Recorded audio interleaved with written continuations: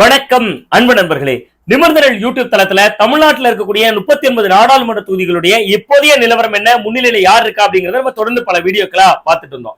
இந்த வீடியோல நம்ம எதை பத்தி பேச போறோம்னா, அண்ணா திராவிட முன்னேற்ற கழகத்துக்கு சாதகமான 6 தொகுதிகள் எதெல்லாம், அதுக்கான பின்னணி என்ன, காரணம் என்ன அப்படிங்கறத பத்தி தான் இந்த வீடியோல நம்ம பேச போறோம். அதுக்கு முன்னாடி இந்த பட்டியல் நம்ம மட்டுமே தயாரிச்ச ஒரு பட்டியல் இல்ல. அண்மையில தமிழக முதல்வர் மு க ஸ்டாலின் தமிழக அரசின் கீழே இயங்கக்கூடிய உளவு பிரிவிட்ட தகவல் கேட்டிருக்காரு. எந்தெந்த தொகுதிகளுடைய நிலவரம் இப்போதைக்கு எப்படி இருக்கும் அப்படின்னு கேட்கிறப்ப, இந்த 6 தொகுதிகளுடைய முடிவுகள் மாறி கூட வரலாம். இந்த 6 தொகுதிகளையும் அதிமுக திராவிட முன்னேற்ற கழக கூட்டணிக்கு இணையா ஓடிட்டு இருக்காங்க அப்படிங்கக்கூடிய ஒரு ரிப்போர்ட்டா கொடுத்திருக்காங்க. அந்த 6 தொகுதிகள் எது அப்படிங்கறத பேசுறதுக்கு முன்னாடி, இந்த 6 தொகுதிகளுடைய பட்டியலை பார்த்தோம்னா ரொம்பவே உஷ்ணமாயிட்டாரா முதல்வர் மு க ஸ்டாலின் அவர்கள். காரணம் என்னன்னா, கடந்த 2019 நாடாளுமன்ற தேர்தலில் அதிமுக கூட்டணிக்குள்ள பாஜக, தேமுதிக, பாட்டாளி மக்கள் கட்சியின் பெரிய கூட்டணி பலம் இருந்துச்சு. அப்படி இருந்த பிறகு கூட தேனி ஒரே ஒரு தொகுதியில மட்டும்தான் அதிமுக ஜெயிச்சிருந்தாங்க. ஆனா இந்த முறை கூட்டணி பலமே இல்லாம அதிமுக 6 தொகுதிக்குள்ள நெருக்கடி கொடுக்குதுன்னா, இது ஆளும் கட்சி மேலையும் கெட்ட பேரை ஏற்படுத்தும் அப்படிங்கக்கூடிய மிக முக்கியமான எச்சரிக்கையை அந்த 6 தொகுதியை சேர்ந்த நிர்வாகிகள் கிட்ட முதல்வர் மு க ஸ்டாலின் கொடுத்திருக்காராம். அந்த 6 தொகுதிகள் என்னென்ன, அந்த 6 தொகுதிகள்ல அதிமுக முந்தி செல்றதுக்கான காரணம் என்னென்ன அப்படிங்கறதையும் இந்த வீடியோல நம்ம பேசலாம். அந்த பட்டியல்ல முதலிடம் பிடிக்கக்கூடிய தொகுதி ஈரோடு. ஈரோடு தொகுதியை பொறுத்த வரைக்கும் அங்க மிக முக்கியமான பிளஸ் அதிமுகவுக்கு அமைகிறது அந்த கட்சியினுடைய வேட்பாளர் ஆற்றல் அசோக்குமார் அப்படிங்கிறவர் தான் ஈரோடு நாடாளுமன்ற தொகுதியினுடைய அதிமுக வேட்பாளர். அவர் தான் நிக்கக்கூடிய வேட்பாளர்களே வசதியானவரும் கூட. சற்றேறக்குறைய ஒரு 593 கோடி ரூபாய்க்கு சொத்து கணக்கு காட்டினவர் தான் ஆற்றல் அசோக்குமார். நீண்ட காலம் பாஜகவுல பயணிச்சவர். பாஜக தனக்கான சீட்டு கிடைக்காது அப்படிங்கறத உணர்ந்த பின்பு கடந்த நவம்பர் மாதம் தான் அவர் அங்கிருந்து விலகி அதிமுக சேர்ந்தாரு. ஆனா உடனடியா அவருக்கு நாடாளுமன்ற தேர்தலில் போட்டியிடறதுக்கான வாய்ப்பை கொடுத்திருந்தாரு எடப்பாடி பழனிசாமி. அதுக்கு காரணம் ஆற்றல் அசோக்குமார் ஆற்றல் பவுண்டேஷன் அப்படிங்கக்கூடிய ஒரு அமைப்பு மூலமா, ஆற்றல் அறக்கட்டளைங்கிற அமைப்பு மூலமா அந்த பகுதியை உள்ளடக்கிற அந்த ஈரோடு மாவட்டத்துல ஈரோடு நாடாளுமன்ற தொகுதிக்கு உட்பட்ட 6 சட்டமன்ற தொகுதிகளையும் ஏற்கனவே களப்பணி ஆற்றி வச்சிருந்தாரு. அது மட்டும் இல்லாம 10 ரூபாய்க்கு உணவகம் திறக்கிறது, ஏழைகளுக்கு மலிவு விலையில மருந்து கொடுக்கிறது, அவ்வப்போது மெடிக்கல் கேம்ப் ஃப்ரீயா நடத்துறதுன்னு தொடர்ந்து கடந்த 2 ஆண்டுகளா ஆக்டிவாவே வச்சிருந்தாரு. பாஜக சீட் கிடைக்காதனாலதான் அவர் இடம்பெயர்ந்திருந்தார். அது மட்டும் இல்லாம அதே ஈரோடுல திராவிட முன்னேற்ற கழகத்தினுடைய சார்பில் போட்டியிடக்கூடியவர் பிரகாஷை பொறுத்த வரைக்கும் என்ன அவருடைய பலம் அப்படின்னு பாத்தீங்கன்னா, உதயநிதி ஸ்டாலின் ரெக்கமெண்ட்ல வந்தவர். பிரகாஷும் கவுண்டர் சமூகத்தை சேர்ந்தவர் தான். ஆனா அங்க இருக்கக்கூடிய ஈரோடு முத்துசாமி, அந்த மாவட்டத்தினுடைய அமைச்சரா இருக்கக்கூடிய முத்துசாமி அவர்கள், பொறுப்பு அமைச்சரா இருக்கக்கூடியவர், அவர் என்னன்னா பெரிய ஒத்துழைப்பு கொடுக்க மாட்டாரு. ஈரோடு முத்துசாமி அவர்களுடைய ஒத்துழைப்பு ஏன் கிடைக்க மாட்டேதுன்னா, அவரும் கவுண்டர் சமூகத்தை சேர்ந்தவர், பிரகாசும் கவுண்டர் சமூகத்தை சேர்ந்தவர். சோ தொடர்ந்து வரக்கூடிய சட்டமன்ற தேர்தல்கள்ல அடுத்தடுத்து அவருடைய கை ஓங்கிடக்கூடாது அப்படிங்கக்கூடிய ஒரு இயல்பாவே அவருக்கு இருக்கக்கூடிய ஒரு உணர்வின் காரணமா ஈரோடு முத்துசாமி தேர்தல் பணிகள்ல கொஞ்சம் சுணக்கம் காட்டுறாரு.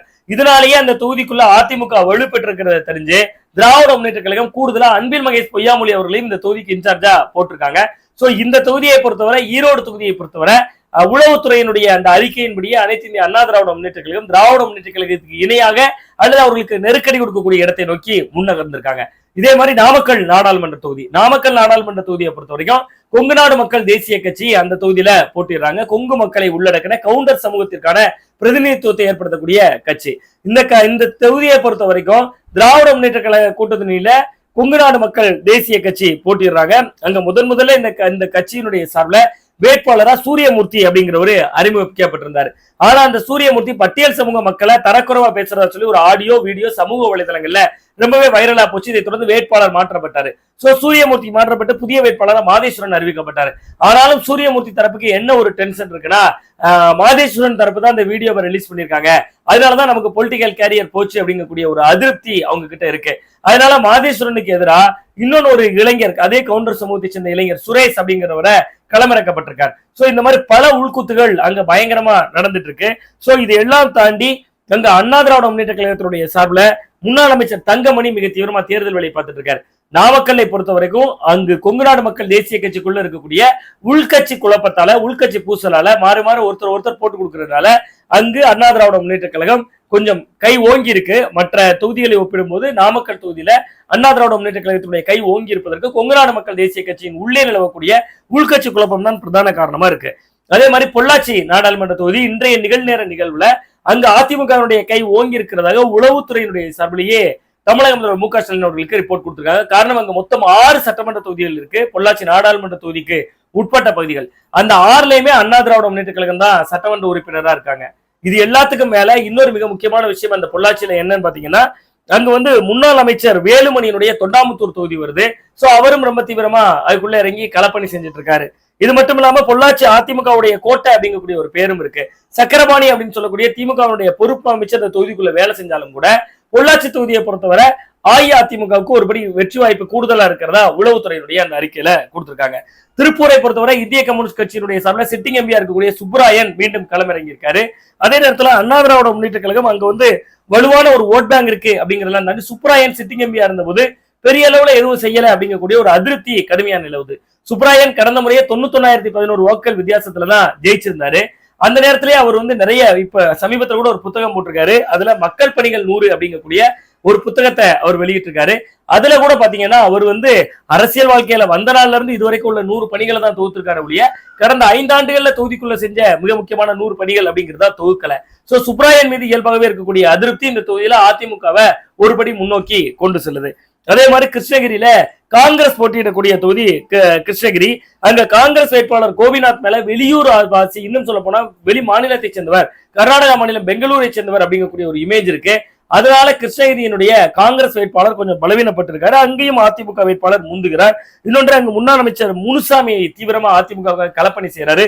சோ அந்த வகையில பார்த்தா கிருஷ்ணகிரியிலும் அதிமுக திராவிட முன்னேற்ற கழக கூட்டணியான காங்கிரஸ் கட்சிக்கு கடுமையான நெருக்கடி கொடுக்கக்கூடிய இடத்துல அங்க இருக்கு. கள்ளக்குறிச்சியை பொறுத்தவரை அதிமுக வேட்பாளர் குமரகுரு கடுமையான போட்டியை ஏற்படுத்துகிறார் திமுக கூட்டணிக்கு.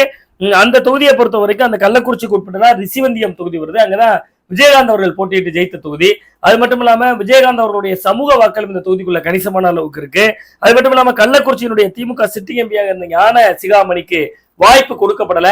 சோ அதுவும் இந்த தேர்தலில் எதிரொலிப்பதற்கான ஒரு வாய்ப்பு இருக்கு. சோ இந்த 6 தொகுதிகளை பொறுத்தவரை அண்ணா திராவிட முன்னேற்ற கழகத்துக்கு கடும் நெருக்கடி கொடுப்பது அல்லது முந்தி செல்வது அப்படிங்கக்கூடிய பட்டியல்ல இருக்கு.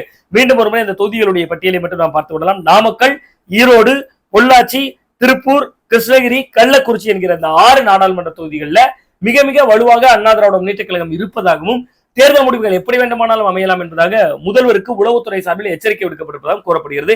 இதை பத்தி நீங்க என்ன நினைக்கிறீங்க? வேற ஏதாவது தொகுதிகளில் அதிமுக டஃப் ஃபைட் கொடுக்கும்னு நினைக்கிறீங்களா, அல்லது இந்த தொகுதிகளிலே அதிமுக பலவீனமா தான் இருக்குன்னு நினைக்கிறீங்கன்னா அதையும் மறக்காம கமெண்ட் பாக்ஸ்ல கமெண்ட் பண்ணுங்க. மீண்டும் ஒரு நல்ல அரசியல் அப்டேட்டோடு உங்களை சந்திக்கின்றேன். நான் உங்கள் சுவாமிநாதன், ஊடகவியலாளர்.